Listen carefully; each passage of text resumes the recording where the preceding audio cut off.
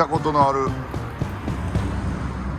もともと僕台湾に住んでて、えホワイトボディができたらとりあえず一回ワンメイクレースしたいなと思ってて。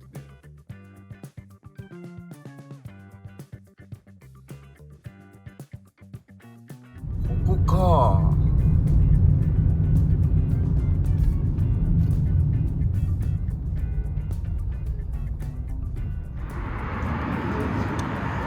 さあ、見たことのあるまあって書いたところに来ました。お、さあ万作自動車さんにやってきました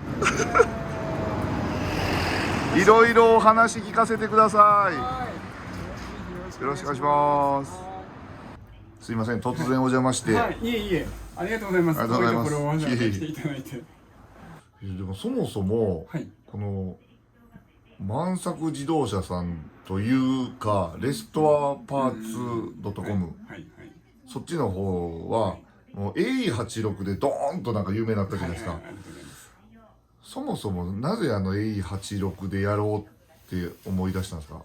もともと万作自動車は AE86、まあ僕が免許取ったからずっと乗ってるんですけど、A86 で A86 は好きで得意っていうか、でここら辺のローカルな草レースとかは出てて、ある程度ここら辺では86のショップっていうと、まあ何社かあるうちの一つぐらいな感じでいたんです。その中のラインナップにエナペタルがあったりするってことですか？そうですね。その時昔草レースやってた時にエナペタルさんとコラボして。草レースってこの辺りってどこが？水波ウォーターランド。そうそう、水波 YZ 今ないんですかね？水波がなくなっちゃって YZ サーキットになって、それの続きでスパニシューラとか、鈴鹿ツインとか、そこら辺転生したりするのが前はあって。一番近いのはどこなんですか？ここから一番近い。ここから一番近いのは YZ サーキット。昔の水波ウォーターランド。なるほど。そこがホームでやってましたね、ちっちゃく。へえ。でずっとAE86 で、やってて、でパーツなくなってきたからですか？そうですね。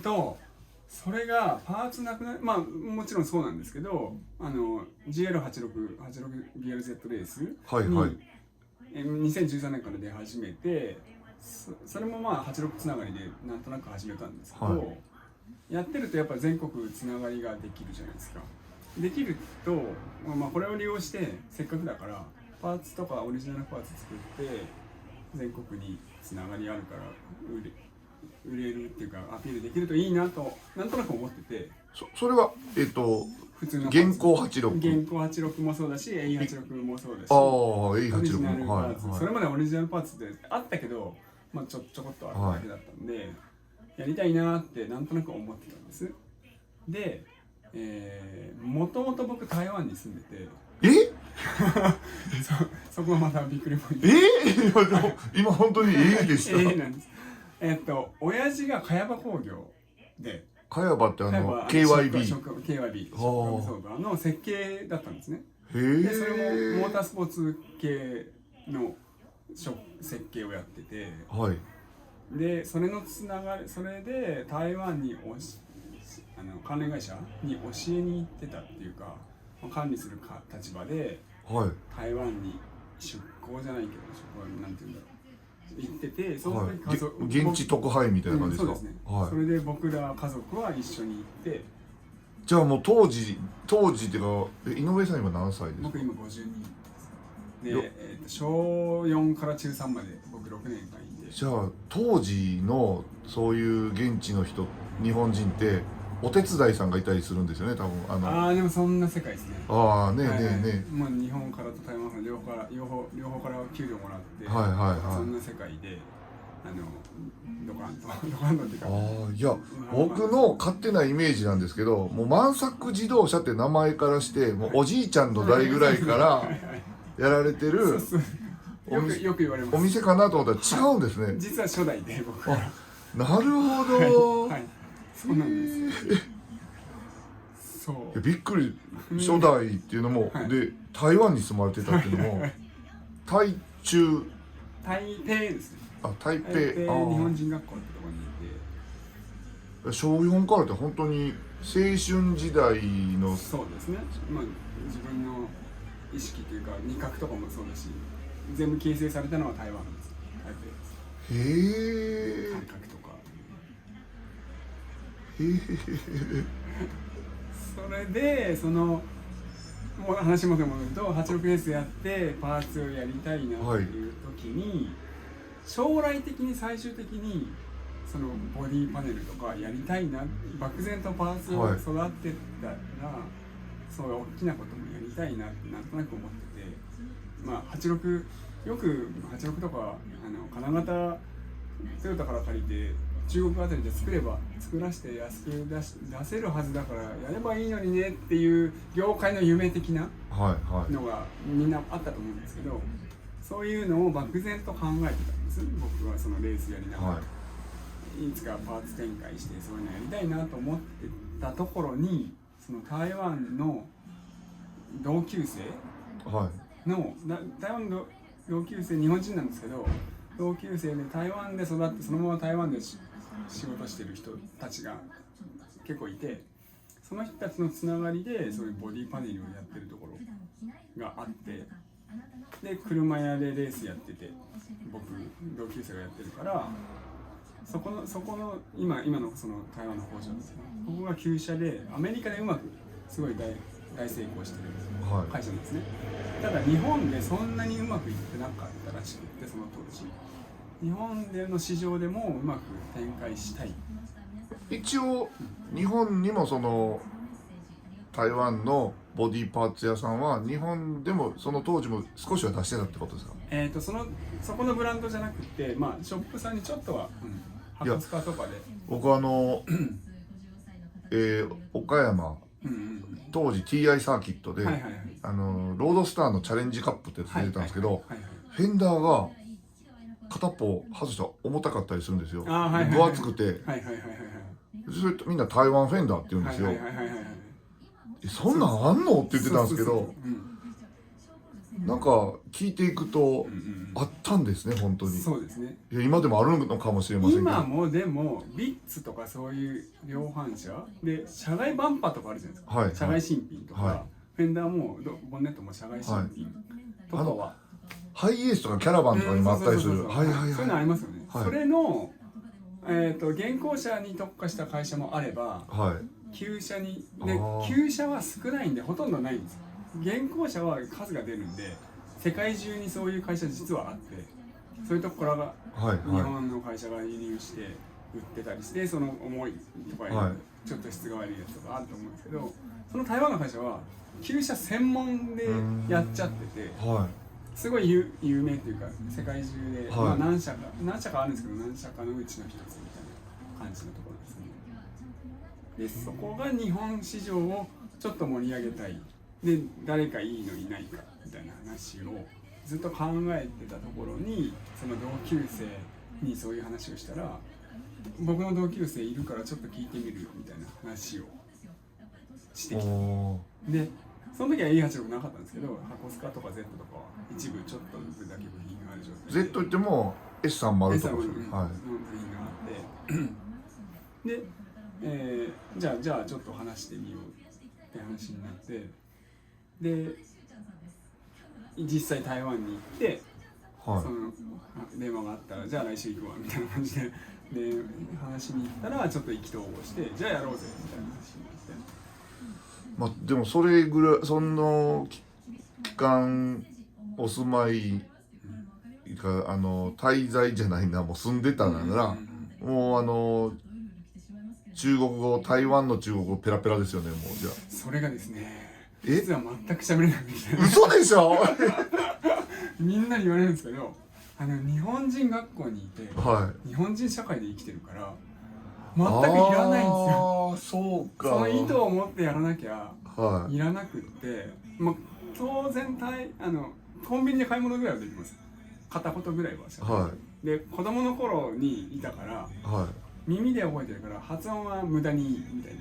無駄にいいけどワード語彙が少なくて、会話は本当に簡単な会話しかできないみたいな状態でみんなに言われるんですけど、英語も喋れないし台湾語中国語も喋れないしだけどまあその同級生を介して最初プロジェクトがスタートして、彼はその日本語ペラペラ、中国語もペラペラ、台湾語もペラペラなんでそれをやっていただいて、へえ、いや、いろんな話いろんなびっくりするなんか僕だけじゃなくて多分、これ YouTube にもし出たら、これを見てる人が「えっ?」って思うことがいっぱい聞けました。なので結構太いパイプで台湾とやれてるので、こう今みたいなことができるみたいな。井上さん、万作自動車さんは、創業何年なんですか？1999年創業に始めた。僕の青い S2000 と一緒なんで25年。25年、はい。20世紀ですね。20世紀、そうですね。じゃあそれまでは台湾から帰ってこられて、台湾から帰ってきて、岐阜の高校出て、で、実は僕パイロットになりたくて。パイロットって全日空とかアジャルとかのパイロットになるつもりでいて、子供の頃からの夢で、で航空工学科があるところに大学に行ったんですよ。だけど航空工学があって、操縦コースがあって、その後航空大学校っていうのが、パイロットになるためには航空大学校ってところに行くんですけど、そこに入るには大学2年間通わなきゃいけなくて、しか入る受験資格得るために。大学っていうのは普通の大学？普通の大学何でもいいんですけど、どこでもいいけど、せっかくなら航空系の工業系のとこに行こうかなと思って、そこに入って2年間したら受験をしてパイロットになるつもりで行ったんですけど、そこでその大学で操縦コースっていうのを中で選抜20名ぐらい選抜されて、っていうコースがあって、選抜に受かってコースに入ったんですね。入ったらすんげえマニアばっかなんですよ。航空、もう本当に航空系が好きな人たちの塊で、行ってみたら僕そこまで好きじゃないなと車はもう子供の頃からいっぱい雑誌とか全部見て、すごい詳しかったけど、航空系はそこまで詳しくないな。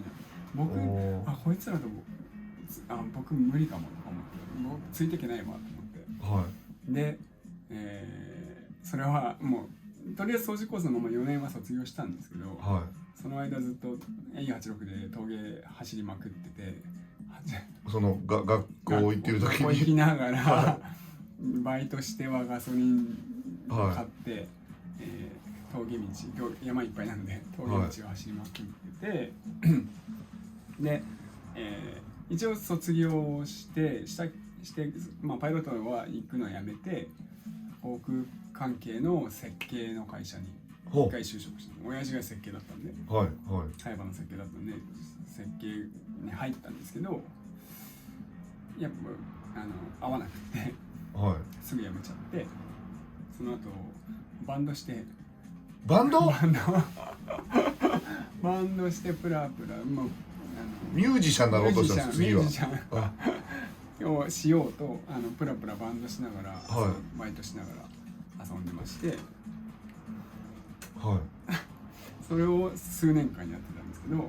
それはボーカルだったんですか？ベースです。ベース。ドラムの人は知り合いいるんですけど。そうなんですか。じゃあ今度セッションしますか？もう言っときますよ、チューブ松本良二っていうのに。そんな、もう見過ぎ無理ですよね。レースお好きですもんね。そうですね。すごいですよね。で、パイロット挫折 C の、バンドも挫折 C の、何やろうかなってなった時に、子供の頃から車好きだったから、車やろうって車や始めたみたいな。もうパンパンパンともうその切り替わってすぐじゃなくてちょっと時間空いたんですか、それは？でも結構パンパンでしたね。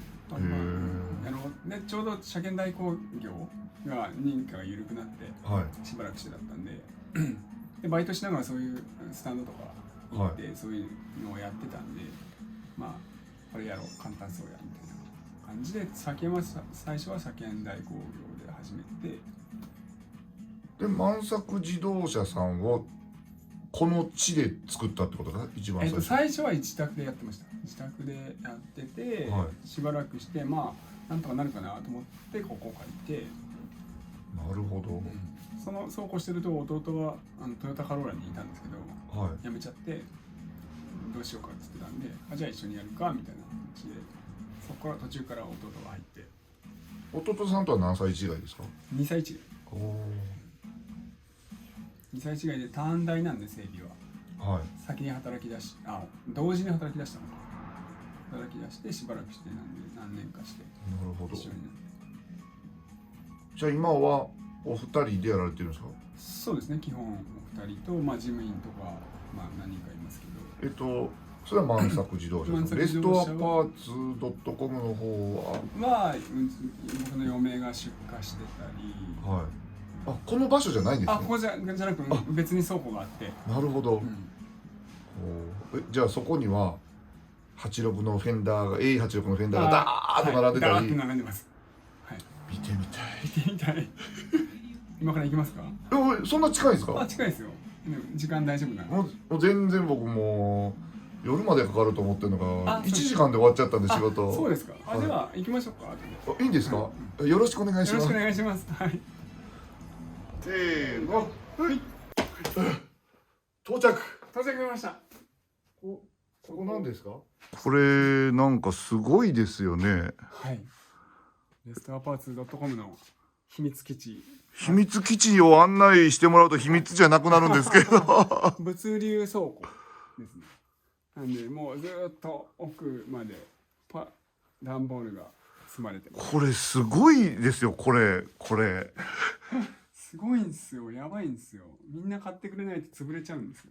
いやちょっと見ていいですか？はいはい、どうぞ。これレビンはい、8385フェンダーって、これは83年から前期違うな。まあ前期後期ですね。これ厳密に言うと6です。間違ってますね。のフェンダーの左側。はい。こっちが右側。いいですね。なんかこれレストアじゃないですよ。これマッスルカ GT っていう台湾の工場の。出てもいいんですか？出てもいいです。はい。この箱でも送ってこられるんですね。そうですね。このまま送ります。国内は。フェンダーがババババババーっと何枚も重なってきてこっちで仕分けしてるわけじゃないんですね。じゃないです。このまま送ってくるので、このままうちも発送している感じです。ちょっと待ってください。240Z ってありますよ。そうです。240Z のドアアセンブリガラスとかは？ガラスもあります。510の、なんだかクォーターガラスとかはあります。あっちにはスカイライン、バンパー、リア、クローム、83、73から77。なんでケンメリですね。ケンメリ前後バンパー。箱スカかと思えばケンメリもあるんですね。箱スカもあります。いや、むちゃくちゃ見てください。これめちゃくちゃ広いんですよ。場所は言えませんが、むっちゃくちゃ広いです。調べれば出てくるかもしれないですけど。いや、この井上さん本当にね、秘密と言いながら何でも言っちゃうんですよね。全部ピー入れるのが大変みたいなね。はい。いや、すごいな。あれなんすか、あれ。あれはこれ。これは86のトレのバンパー。これバンパー？バンパー、はい。バンパーってことは樹脂 PP。樹脂ですよね。鉄板ばっかりかな思ったら。はい、PP もあります。前期と後期ってあるじゃないですか。ウインカーの位置が違うじゃないですか。前期トレのバンパー、フロントバンパーです。レビンは作ってないんですか？レビンは今検討中。そのうち作りたいなと思って。やっぱ金型が違うってことですね。そうですね。全く違うんで、一から。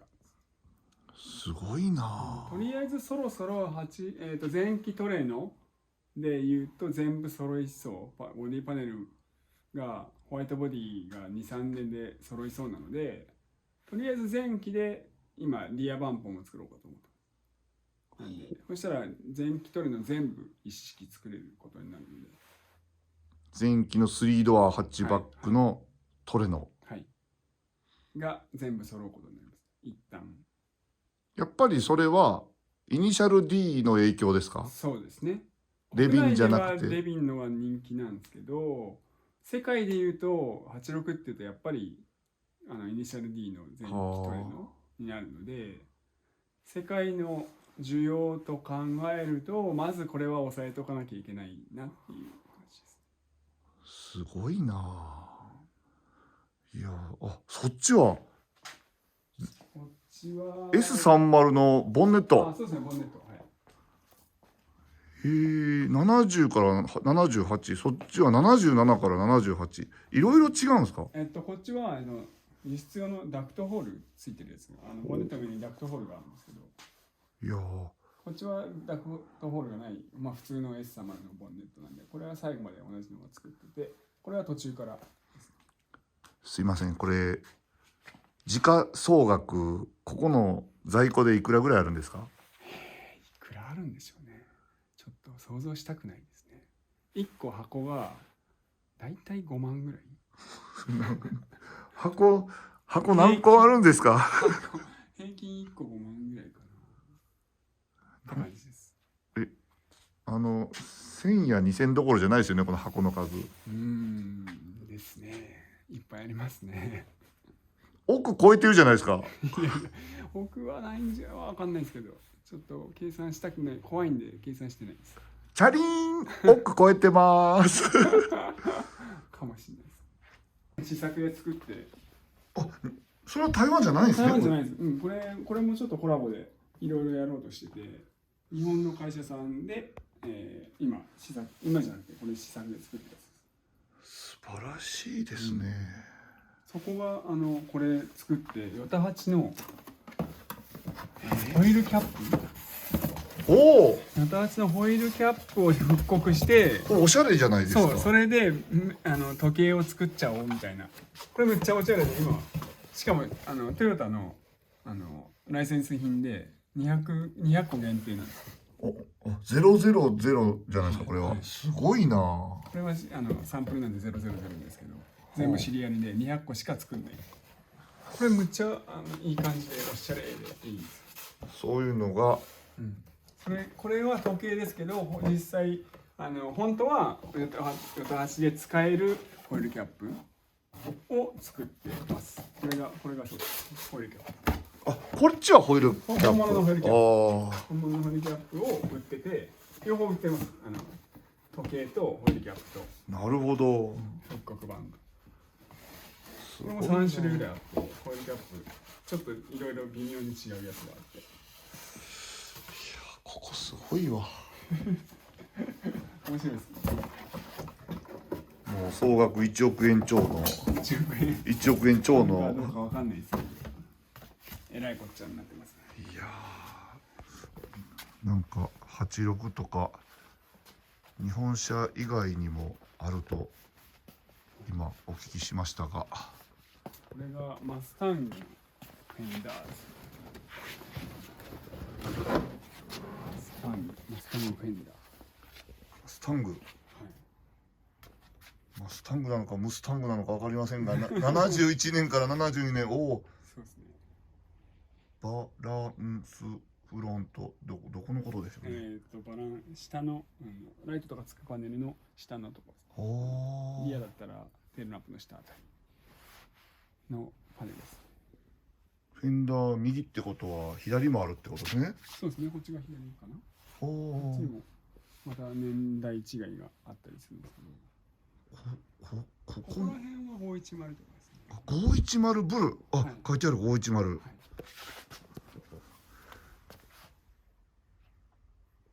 へえ。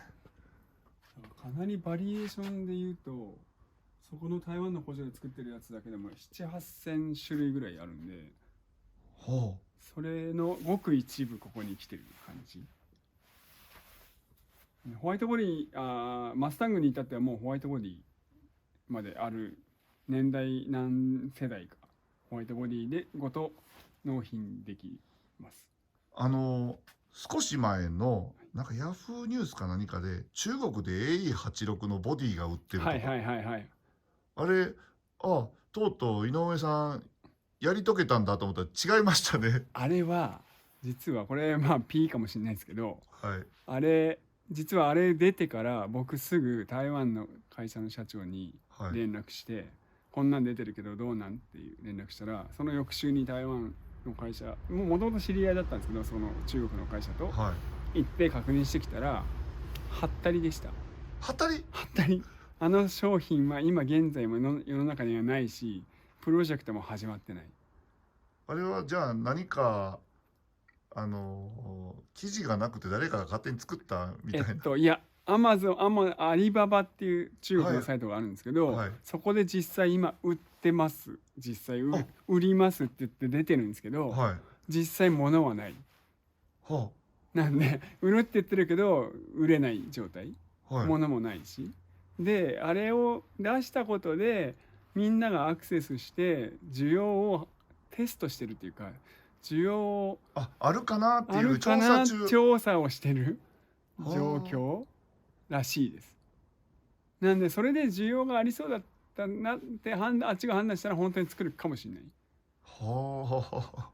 なんではったり、今の時点でははったり、なるほど実際物はなくて商品の写真が載ってるんですけど、全部うちの商品。あ、そういうことですか。はい。なんでまあわかんない。ただあの会社ってフォードのエスコートとか実際に売ってる会社なんですよ、ホワイトボディで。へえ。イギリスとかに売ってるんですけど、はなんで現行車のビッツとかそういう今の車の車外新品とかを作ってる会社い。へえ。なんで、能力的にはできる会社、いや作れるキャパは持ってる会社なんで、はい。彼らが本気でやるつもりになったらうちのライバルになります。なるほど。はい、だからちょっと今様子見ですね。今の時点でははったりですね。いや、謎が解決しました。はい。みんな僕に教えてくれて、はいみんなに同じ質問をみんなにしてるんですけど、ご心配かけてますが、今のところ大丈夫。じゃあもうすぐ、うん3ドアトレノのホワイトボディ、前期型のホワイトボディは、はい、うちが出します。もうちょっと数年で、来年か再来年か。なるほど。はい。楽しみにしております。はい。お待ちください。リトラパカパカの部品ですね。そうですね。いろんなのがありますね。そうなんですよ。もうちょっと数年したらホワイトボディ全部丸ごと作ろうかな、売れるかなと思って。はい。ホワイトボディができたら、はい。数が減るばかりだった AE86 が増やせるんですね。増やせれるようにしたいなと思ってて。そうなると、ナンバープレートをつけることはできるんですか？それが今日本の法律じゃ難しいので、そこは今模索中。ちょっと、海外の力借りるのか、日本国内でどうにかするのか、そこはちょっと今からですね。海外でナンバー取れてる車として入れることはできるかもしれないって、よくキットカーとかそういうのよくやってるやつですよね。でも日本のよくある大クラッシュしました、ホワイトボディで食券打刻でしたっけ、で復活させましたっていうの、それは今でもできますね。それはドナーが必要ってことですね。そうですね。ドナーに必要な部品全部つけてってのはできます。ただそのドナーがない場合の新車としてというか、キットカーというかっていうので、日本で新規にナンバーを生まれた車をナンバー取ろうとするのが今のところ難しいっていう。今のところハードルが高いですよね。なるほど。でも走らせたいですよね。そうですよね。でもサーキットなら問題ないですよね。そうなんですよ。なんでサーキットだったら何も障害なく走れるので、ホワイトボディができたらとりあえず一回ワンメイクレースしたいなと思ってて。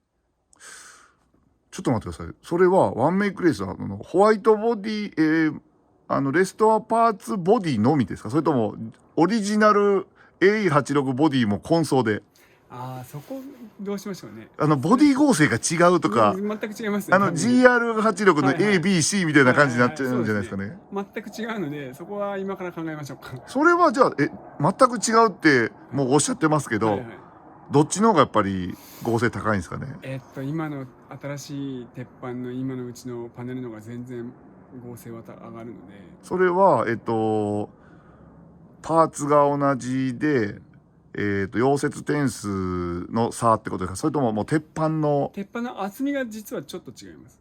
ノーマルだとコンマ8なんですけど、うちのパネル基本1ミリで作ってるので。0.2 ミリことはまあ重いくなるけど、そうですね、合成は出ると。はい、それいいんじゃないですか。いいと思います。そんなにむちゃくちゃホワイトボディって車両重量に占める割合って案外そんなに大きくないんで、全体でいくと、なんでそれがちょっと増えるだけなんで。ちなみにご存知でしたらいいんですけど、 AE86 のホワイトボディって何キロぐらいなんですか、オリジナルで。ごめんなさい、そこちょっと正確には分かってないで作られるボディはどれぐらいプラス予想なんですかね。その多分 20% ぐらいプラス、ボディだけで。例えば200キロとしたら240キロぐらいなる。そうですね、300キロなら、360ぐらいかなって感じですね。なるほど、もう楽しみですよね。ワンメイクでエンジンはどこのやつを指定にして、ミッションデフとか。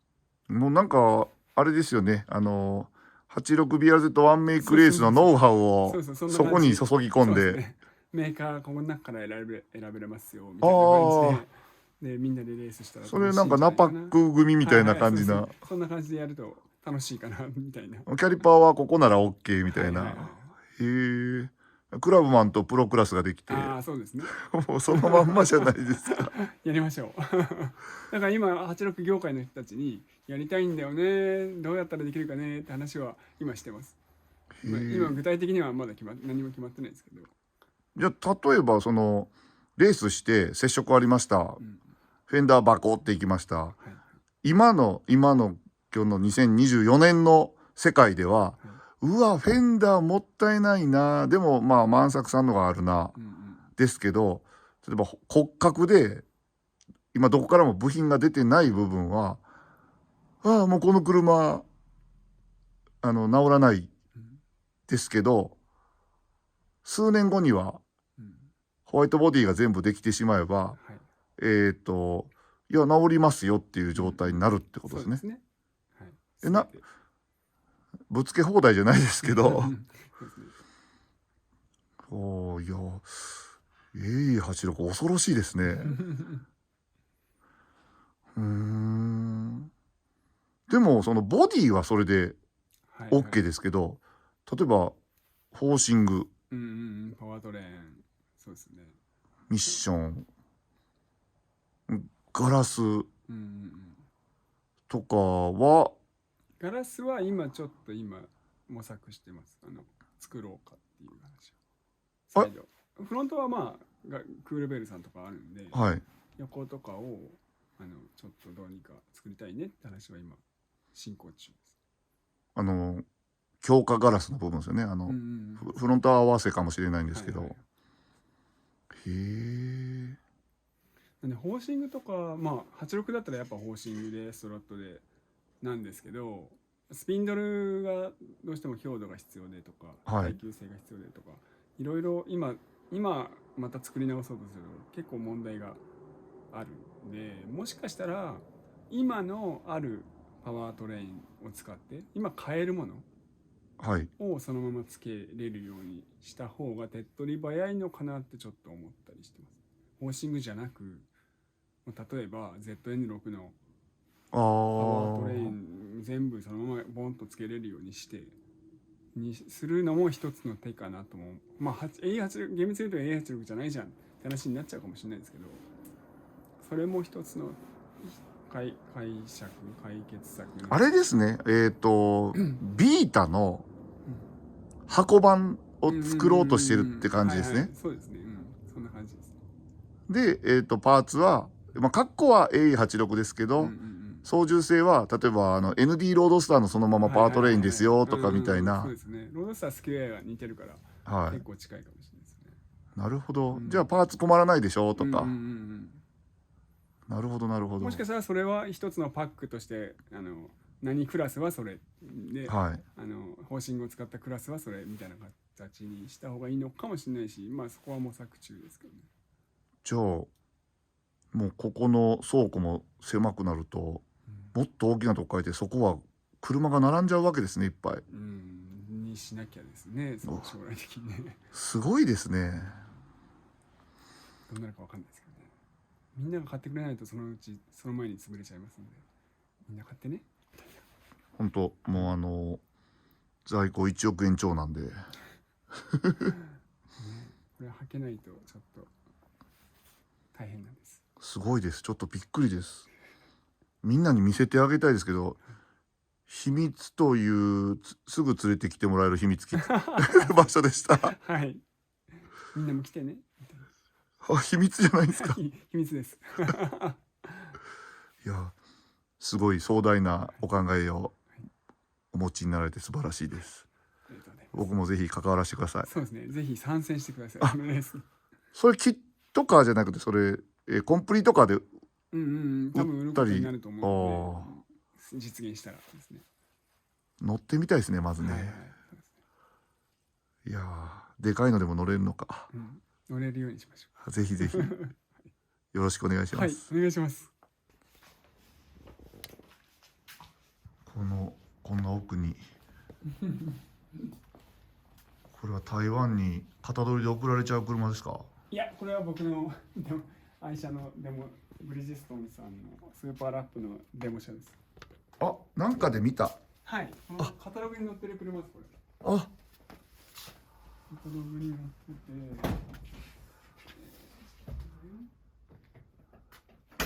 これピカピカじゃないですか、このロードスター。ピカピカっすよ。だからカタログに採用されてる。このスーパーラップのカタログのこの車です。本当だ。前のトレノはこれはテックアウトさんのエコ8。ああ、はいはいはい、有名な。こっちはタヌグチャンネルさんのビンビンレビュー。カタログにしてもらって。なるほど。ここら辺で撮った。ピカピカ。ここがピカピカ。かっこいいです。いや、このロードスターが一番気になりますが、その後ろにもこれデミオみたいなのがあって、デミオかマツダ2か、デミオかな。そうですね。これはたまたまお客さんが下取ったやつをたまたま置いてるだけですけど、これもなんか台形ですで遊ぼうかなみたいな。おお、マツタイで出ますね。そうですね。はい。出ましょうか。出ましょうか。みんなで。で、これが。これロードスター、これは送るやつです。あ、送っちゃうんですか。はい。台湾送って。送るってことは、ロードスターのパーツが。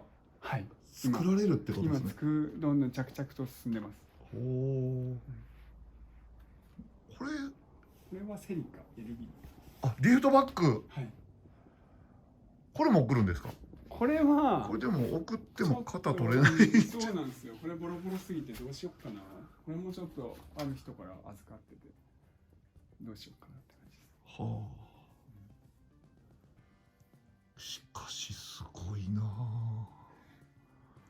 ここにもほら、もう所狭しと在庫がちょっと雑然としておりますが、素晴らしいです。もう本当驚きです。いや、こういうレストアパーツ .com さんの秘密基地に、秘密基地というか在庫の山のところに潜入させていただきました。はい、ありがとうございました。ありがとうございます。